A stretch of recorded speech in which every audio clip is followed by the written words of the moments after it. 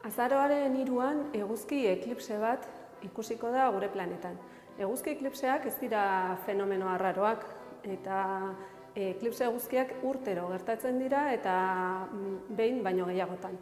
Baina azaroan 3ko eklipsea berezia, oso berezia izango da, ze bi motako eklipsea izango da.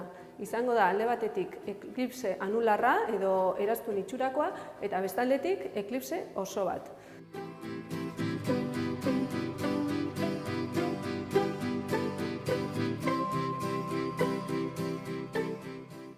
Eklipseak izan daitezke mota desberdinetakoak. Izan daiteke eklipse oso bat. Eguzki eklipse osoa da fenomenorik ikusgarriena ikusteko.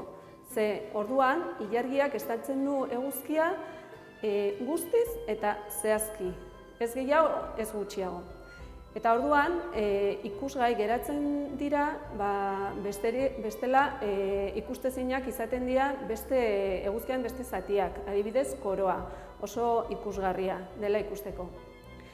Orduan, azaroaren 3an izango dugu eguzki eklipse oso bat, esan kontatu dugun bezala, eta eguzki anularra, edo eraztun itxurakoa.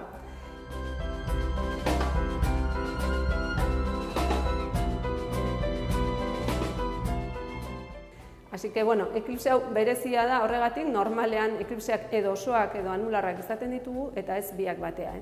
Bueno, hau gertatuko da Afrika erdialdean esan dugu, 58 kilometrotako zonalde batean. Hor ikusiko da eklipsea bere osotasunean. Baina Afrikatik urrundu gero eta urrutiago egon, eklipsea ez da berdina ikusiko, baizik eta partzial bezala ikusiko dugu. Eta horregatik bakarrik gure herrialdetan bakarrik ikusiko da 2% estaltzean. Orduan, hori oso zaila da ikustea begibistaz eta ez dugu espero, ez da espero ezarrez ikustea hemendikan.